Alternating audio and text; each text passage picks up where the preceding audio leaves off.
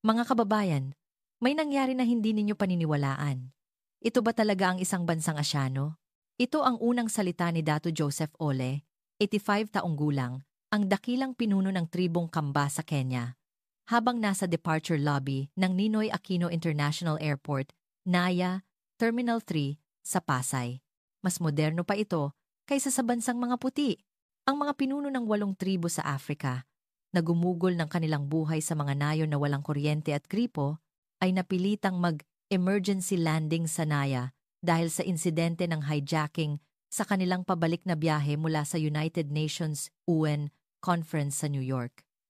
Ang mga pinuno ng tribo sa Africa na hindi pa nakakita ng aspaltadong kalsada simula ng ipanganak ay tuluyang nawalan ng imik makalipas lamang ang 10 minuto pagtapak nila sa lupa ng Pilipinas. Mula sa pagkabigla na nagsimula sa paliparan, ang hindi kapani-paniwalang sistema na kanilang nasaksihan sa buong kalye, hanggang sa kamangha-manghang pagbabago pagkabalik nila sa kanilang nayon. 40 taon na akong naglalakbay sa buong mundo, ngunit ito ang unang pagkakataon na nakakita ako ng ganito kapunong sibilisasyon. Maaari ba ring maging katulad ng Pilipinas ang aming nayon? Ang mga salita ni Dato Adeola Quinta, 28 taong gulang, pinuno ng tribong Yoruba sa Nigeria, ang nagpagulantang sa buong politika ng Africa. Ano ba talaga ang kanilang nakita sa Pilipinas? Bakit nagsimula silang purihin ang isang bansang Asyano? Samantalang sa buong buhay nila ay naniniwala silang ang sibilisasyon ng mga puting kanluranin ang pinakamataas? Pakinggan ninyo ngayon ang personal at detalyadong patotoo ko ni Santiago Santino Reyes, na nagtrabaho sa UN Africa Department sa loob ng 15 taon at direktang nakasaksi sa lahat ng sandaling ito. Bago tayo magsimula, kung maaari ninyo kaming bigyan ng like at subscribe sa channel, malaking tulong ito upang makapagbahagi pa ako ng mas maraming kwento tungkol sa Pilipinas. Kumusta? Ako si Santiago Reyes, at sa nakalipas na 15 taon, nagtrabaho ako sa Africa Department ng UN Headquarters. At ang trabaho ko ay ikonekta ang mga tradisyonal na pinuno ng Africa sa internasyonal na komunidad. Nakabase ako sa New York.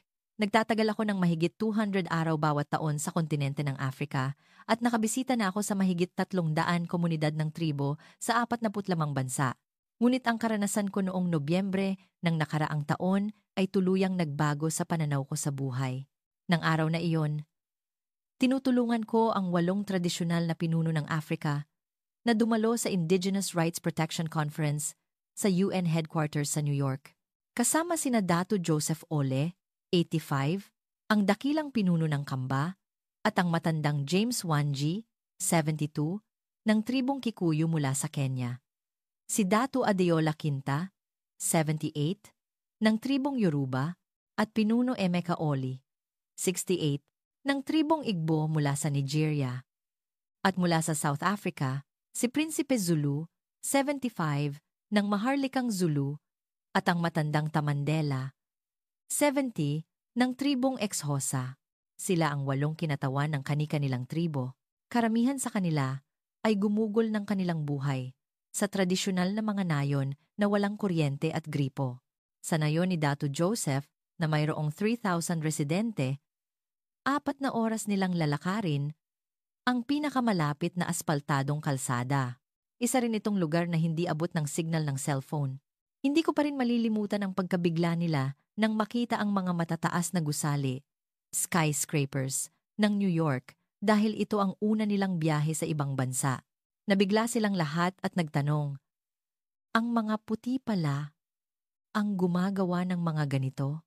Nagtagal ang komperensya ng 3 araw at nagbigay ng talumpati ang mga pinuno ng tribo tungkol sa mga isyu ng karapatan sa lupain ng tribo at pagprotekta sa tradisyonal na kultura, lalo na ang talumpati ni Dato Joseph. Hindi kami napag-iwanan ng sibilisasyon.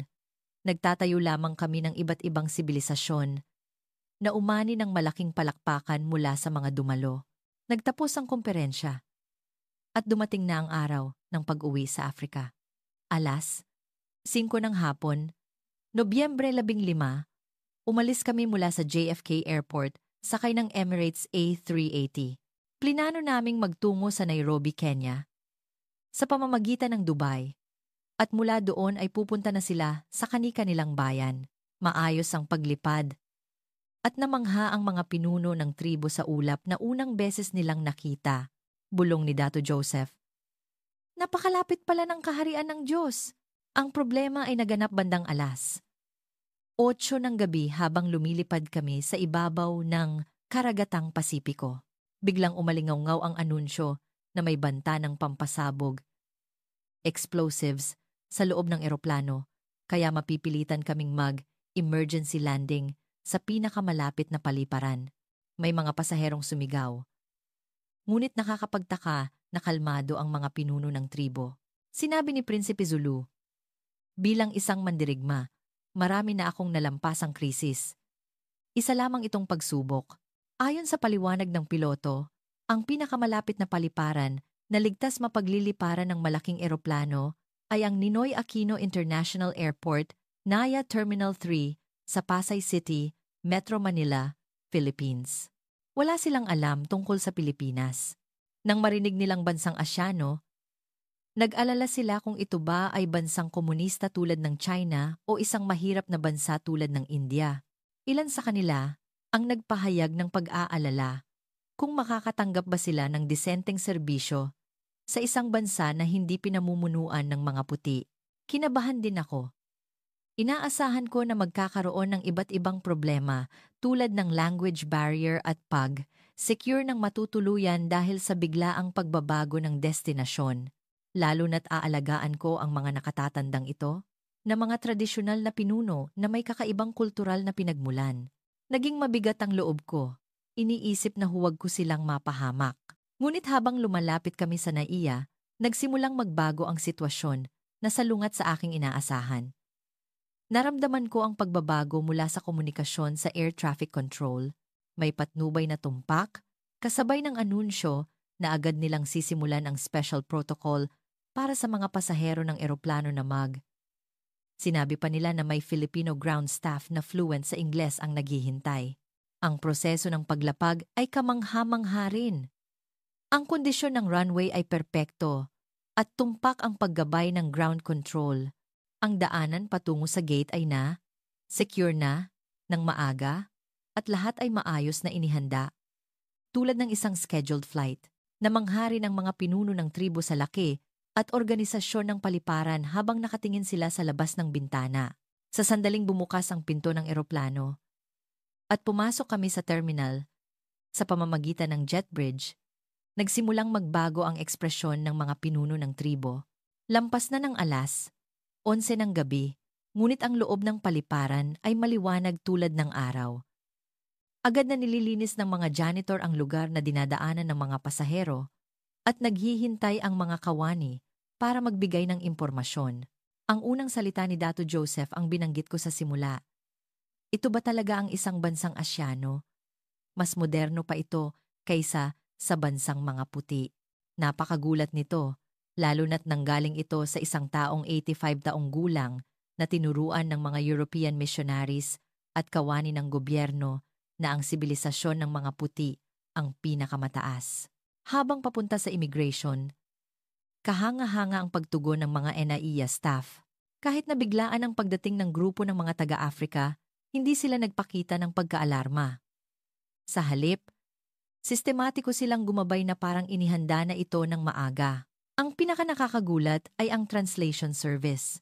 Aktwal na may mga kawani na fluent sa Ingles, na detalyadong kinuha ang sitwasyon ng mga pinuno ng tribo at nagbigay ng pinakamainam na suporta.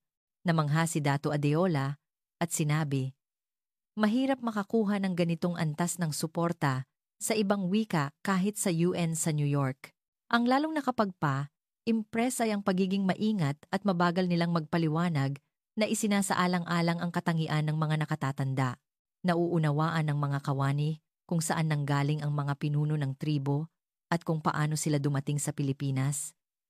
At nagbigay sila ng angkop na pag-aalaga nang mapansin ng isang kawani na hirap maglakad ang 85 taong gulang na dato. Lubos na naantig ang ibang kasamang pinuno ng tribo sa pag-aalaga na ito, na inuna pa bago pa man hilingin. Mabilis din ang proseso. Walang inaasahang komplikadong proseso o paghihintay. At lahat ay naisagawa ng maayos. Matulungin ang mga kawani sa paggawa ng iba't ibang dokumento. Kaya't walang abala dahil sa language barrier. Dagdag pa, nag-alok sila ng tulong upang makipag-ugnayan sa kanilang orihinal na destinasyon, ang Kenya at Nigeria. Ang paggabay para sa pansamantalang matutuluyan ay perpekto rin. Nagrekomenda sila ng ilang hotel sa Makati at Bonifacio Global City, BGC, at detalyadong ipinaliwanag ang mga katangian at access sa bawat isa. Tinanong din nila ang tungkol sa dietary restrictions at kultural na konsiderasyon ng mga tradisyonal na taga-Afrika. At nagbigay sila ng impormasyon tungkol sa mga restaurant na naghahain ng pagkain na may African flavor kahit hindi ito lutuing Africa. Habang papalabas kami ng paliparan, ang sinabi sa akin ni Dato Joseph ay nananatili pa rin sa aking puso. Sa 45 taon ko, nakakita ako ng maraming bansa ng mga puti, ngunit ito ang unang pagkakataon na nakakita ako ng ganitong perpektong organisasyon at pag-aalala sa tao. Ang mga tao sa bansang ito ay malapit sa hitsura namin, ngunit bakit sila ganoon kabilis umunlad? Habang papunta sa hotel, sakay ng Executive 2P bus, katumbas ng Narita Express, nakatitig ang mga pinuno ng tribo sa tanawin sa labas ng bintana. Kahit hating gabi na, maliwanag pa rin ang bayan, at sunod-sunod ang maaliwalas na mga pamayanan. Sinabi ni Dato Adeola, walang kuryente sa nayon namin, ngunit sa bansang ito, maliwanag pa rin kahit gabi. Ngunit hindi ito walang kabuluhang liwanag, may layunin ang lahat. Ang loob ng bus ay isa ring serye ng pagkamangha. Kahit hating gabi na, malinis ang loob ng sasakyan, at tahimik at magalang na nakaupo ang lahat ng pasahero. Walang ni isang lasing o maingay na tao. Namangha si Prinsipe Zulu at sinabi, ang mga tao sa bansang ito ay nagpapanatili ng disiplina ng mandirigma kahit gabi na. Pagdating namin sa Makati CBD katumbas ng Shinjuku, muli kaming nakakita ng nakakagulat na tanawin. Lampas na ng ala, isa ng madaling araw, ngunit masigla pa rin ang kalye at abala sa maraming tao. Ngunit sa kabila ng pagiging masikip, nagpapanatili ang lahat ng kaayusan sa paggalaw, binubuksan ang isang gilid ng escalator, at nagpapanatili sila ng pila sa turnstile nang hindi nagugulo. Ang pinaka nakakagulat sa mga pinuno ng tribo ay ang tanawin ng mga babae na nag-iisa at naglalakad kahit hating gabi na. Wala silang ipinakitang takot. Nagulat si Pinuno Emeka at sinabing, sa aming nayon, hindi maiisip na ang isang babae ay lalabas ng mag-isa pagkatapos lumubog ang araw. Gaano ba kaligtas ang bansang ito? Pagdating namin sa hotel, naantig muli sila sa pagtugon ng mga front desk staff. Sa kabila ng pagdating sa hating gabi, magalang silang sinalubong at nagsikap na unawain ang kultural na pinagmulan ng mga pinuno ng tribo, naantig ang loob ng mga pinuno ng tribo nang magtanong sila tungkol sa tradisyonal na pagbati ng Afrika at yumuko bilang paggalang. Ang antas ng silid ay higit pa sa inaasahan. Ang malinis at komportableng espasyo ay batayan. At naghanda sila ng mga guide na may mga larawan at Ingles upang madaling maunawaan kung paano gamitin ang iba't ibang kagamitan. Kahit na ang paggamit ng switch ng kuryente at aircon ay unang karanasan para kay Dato Joseph, 15 taong gulang, hindi siya nahirapan dahil sa madaling maunawaan na guide. Noong gabing iyon, hindi nakatulog ang mga pinuno ng tribo dahil sa excitement. Nag-usap sila tungkol sa pagkakaiba ng mundong nakita nila at ng skyline ng Maynila na nakikita sa labas ng bintana. Bulong ni matandang Tamandela. Siguro binigyan ng Diyos ng espesyal na karunungan ang mga tao sa bansang ito o may sikreto silang hindi namin alam. Kinabukasan, sa breakfast ng hotel, naghihintay ang susunod na pagkamangha. Buffet ang breakfast, ngunit hindi lamang ito naghanda ng iba't ibang pagkain, kundi ang bawat pagkaing nakahanda ay may detalyadong description sa Ingles, kasama na ang allergy information. Nauunawaan ng mga kawani na galing sa Afrika ang mga pinuno ng tribo at espesyal silang nagrekomenda ng mga pagkaing hindi masyadong maanghang at mga sangkap na akma sa kanilang kultura. Ang pinaka nakapagpa Impress habang kumakain ay ang tanawin ng isang pamilyang Pilipino na nakaupo sa katabing mesa. Tahimik na kumakain ang maliliit na bata at pagkatapos nilang kumain, sila mismo ang nagdala ng kanilang mga plato at utensils sa drop-off area. Namangha si matandang James at sinabing, "Sa bansang ito, tinuturuan ng mga bata ng disiplina at responsibilidad simula pa noong bata sila. Kaya sila nagiging ganitong kagalang-galang na matatanda." Pagkatapos ng breakfast, nagtungo kami sa National Museum Complex, katumbas ng Tokyo Station. Nagpasya kaming gamitin ang LRT, Light Rail Transit, at isa ito sa pinakanakakagulat na karanasan sa buhay ng mga pinuno ng tribo. Mula pa sa pasukan ng istasyon, sunod-sunod na ang pagkamangha. Ang kalinisan ng escalator pababa sa underground, ang kadalian ng pagbabasa ng mga signage lahat ay perpektong naisaayos. Pagdating sa platform, maraming tao dahil sa rush hour, ngunit napanatili ang perpektong kaayusan. Lahat ay naghihintay na nakapila ng dalawahan kasunod ng linyang nakaguhit sa sahig para sa boarding position. Nang dumating ang tren, bumukas ang pinto at agad silang naghati sa dalawang gilid upang magbigay ng espasyo para sa mga pasaherong bumababa. Pagkatapos ng lahat ng bumaba, maayos silang sumakay. Nag-isip si Prinsipe Zulu, ito ay katulad ng disiplina ng militar, ngunit walang naguutos. Bakit gumagawa ang lahat ng ganitong aksyon? Nang ipaliwanag ko na ito ang kultura ng Pilipino, isang aksyon na natural na natutunan mula pa noong bata. Tumango ng malalim ang mga pinuno ng tribo. Ang loob ng tren ay isang mas nakakagulat na espasyo.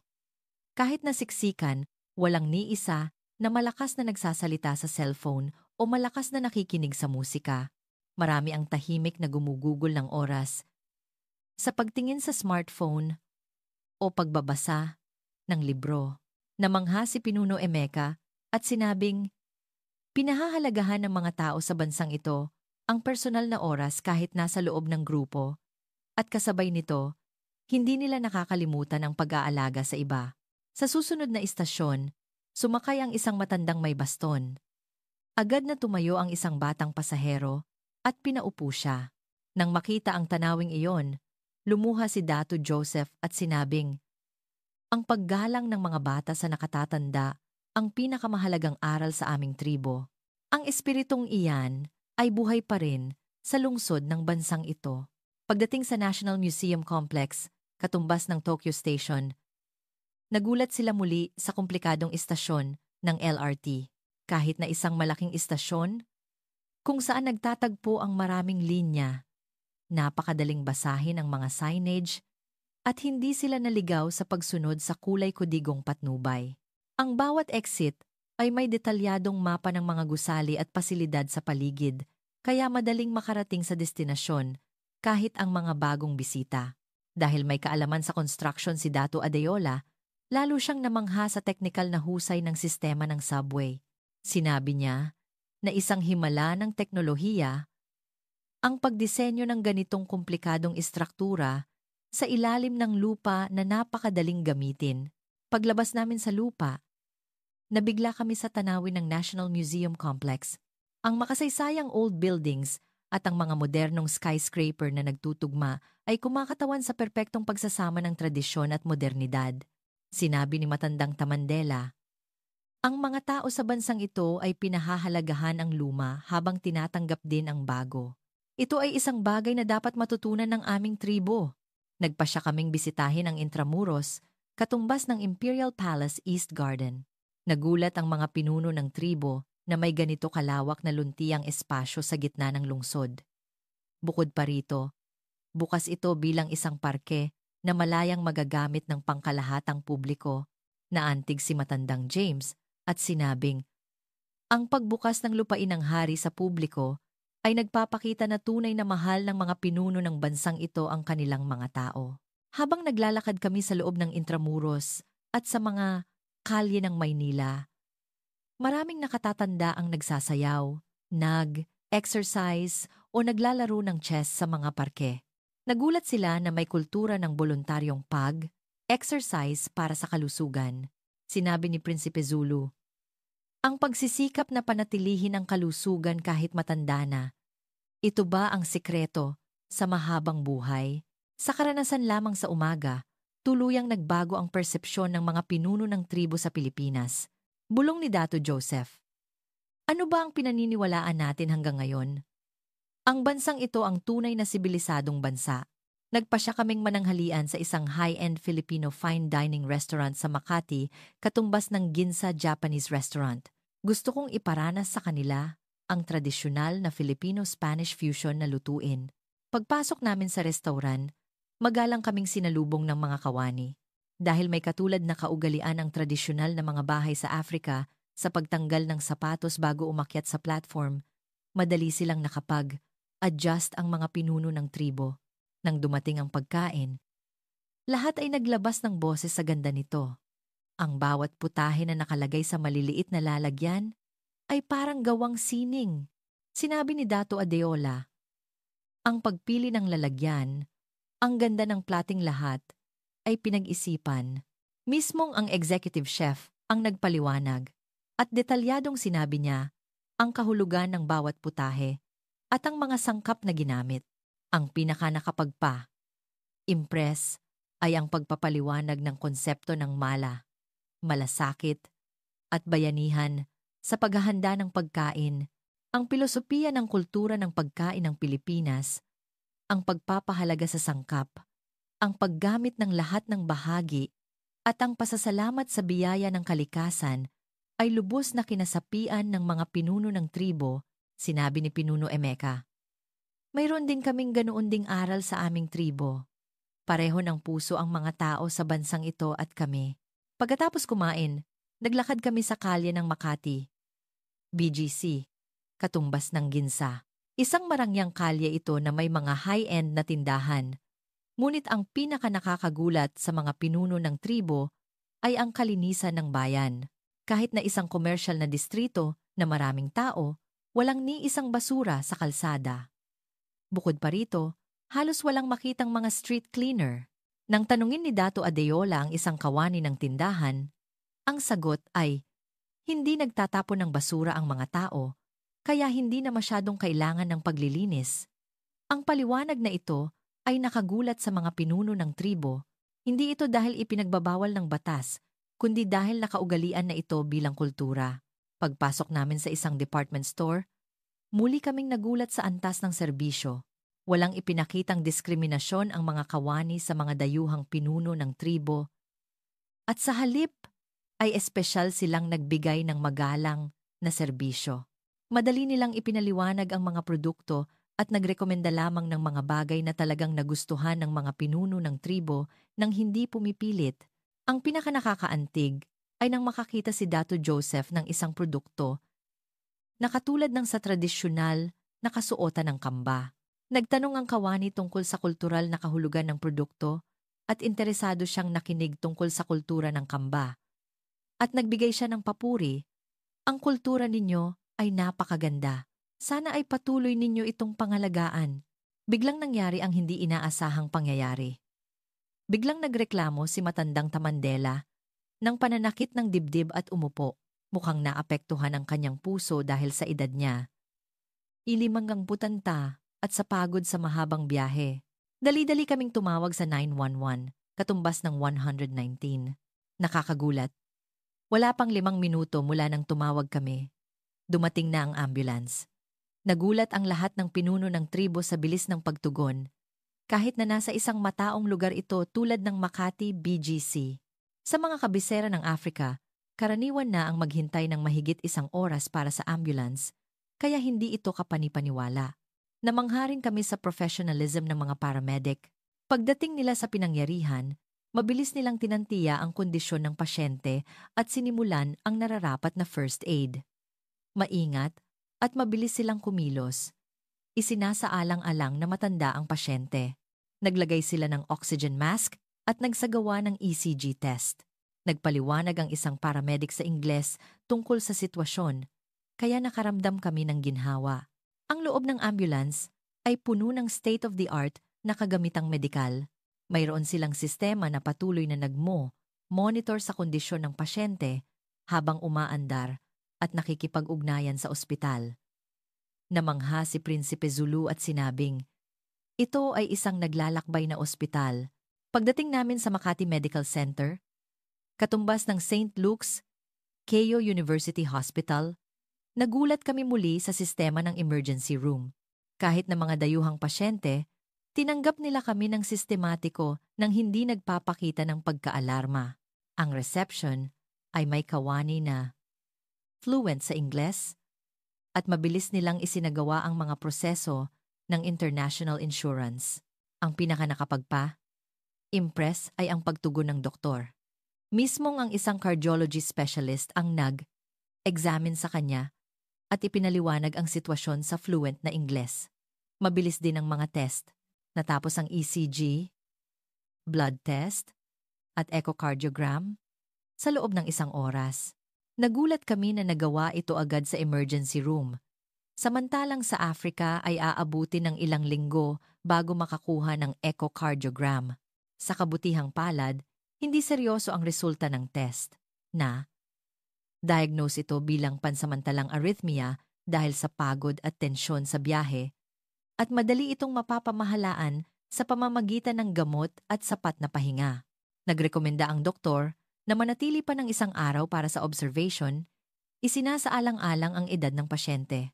Naantig din kami sa pagtuturo ng parmasyutiko tungkol sa pag-inom ng gamot. Detalyado niyang ipinaliwanag ang epekto, side effect, at paraan ng pag-inom ng iniresetang gamot.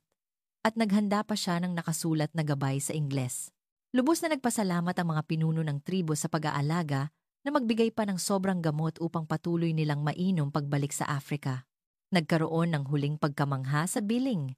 Ang kabuuang halaga ng emergency consultation, iba't ibang test, at gamot ay humigit kumulang 10 bahagi lamang ng halaga sa mga pribadong ospital sa Africa. Wala silang sinisingil na karagdagang bayad dahil sa pagiging dayuhan. Sa halip, ibinawas pa ang ilang bayarin, isinasaalang-alang na matanda ang pasyente. Habang umaalis kami sa ospital, ang sinabi ni Dato Joseph ay nakakintal sa aking isipan. Sa bansang ito, hindi mo kailangang matakot magkasakit. Ang mahirap at mayaman ay nakakakuha ng parehong kalidad ng medical care. Ito ang tunay na sibilisasyon, aniya.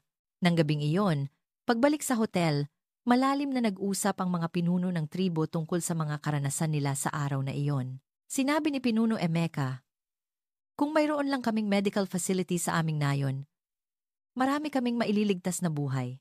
Kailangan naming matutunan ang sistema ng bansang ito. Kinabukasan, binisita namin ang Intramuros katumbas ng Asakusa. Nais naming iparanas sa kanila ang tradisyonal na kultura ng Pilipinas. Pagpasok namin sa walled city at paglalakad sa kalye, nabighani ang mga pinuno ng tribo sa atmosfera ng makasaysayang pamayanan na nagmula pa noong Spanish era. Namangha sila sa balanse ng pagpapanatili ng lumang tradisyon at ng modernong kaginhawaan. Ang karanasan sa pagbisita sa San Agustin Church at Manila Cathedral ay nakapagpa-impress din. Nang ipaliwanag ang seremonya ng paglilinis sa simbahang Katoliko, napansin ng mga pinuno ng tribo na katulad ito ng kanilang tradisyonal na ritual ng paglilinis ng tribo. Sinabi ni Matandang James, maaaring pareho ang paraan ng pagpapakita ng paggalang sa Diyos sa buong mundo. Habang nagdarasal sila sa loob ng simbahan, namangha si Matandang Tamandela sa tanawin ng maraming mananamba na tahimik na nagdarasal. Sinabi niya na, ang mga tao sa bansang ito ay pinahahalagahan ang espiritual na oras kahit sa abalang modernong buhay. Ito ay katulad ng aral ng aming mga ninuno. Nagkaroon din kami ng pagkakataong makita ang demonstration ng tradisyonal na sining. Namangha ang mga pinuno ng tribo sa husay ng isang local artisan na gumuguhit ng Philippine motifs, katumbas ng Edo Kiriko, sa salamin sa harap nila.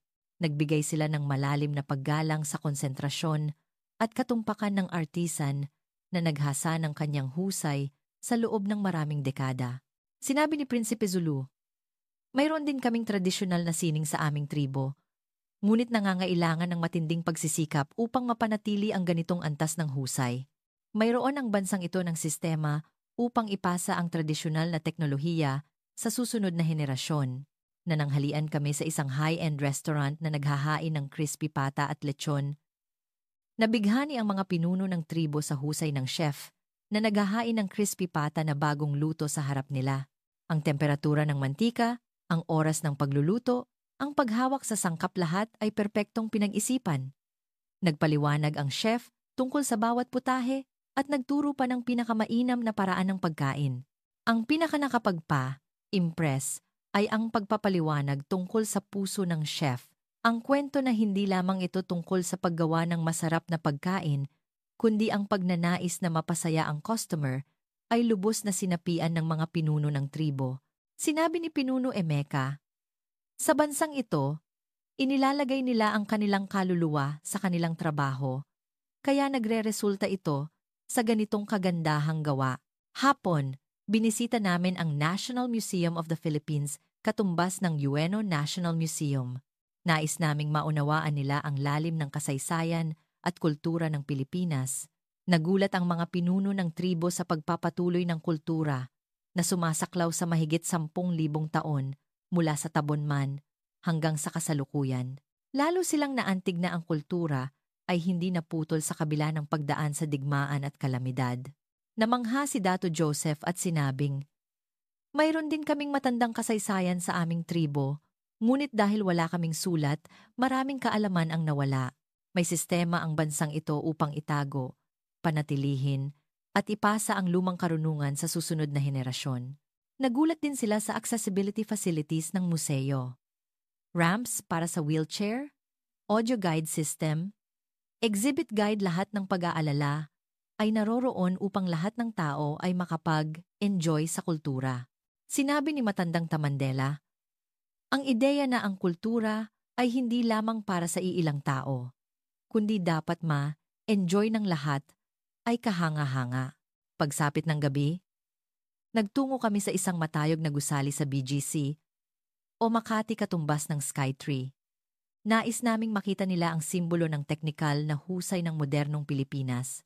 Ang tanawin ng Maynila mula sa itaas ay labis na nagpagulantang sa mga pinuno ng tribo. Ang walang hanggang tanawin ng lungsod, ang maayos na pagkakaayos ng mga gusali, at ang pagkakita sa Sierra Madre na nasisinagan ng paglubog ng araw. Sa observation deck, nakarinig kami ng detalyadong paliwanag tungkol sa urban planning ng Maynila. Naantig ng malalim ang mga pinuno ng tribo.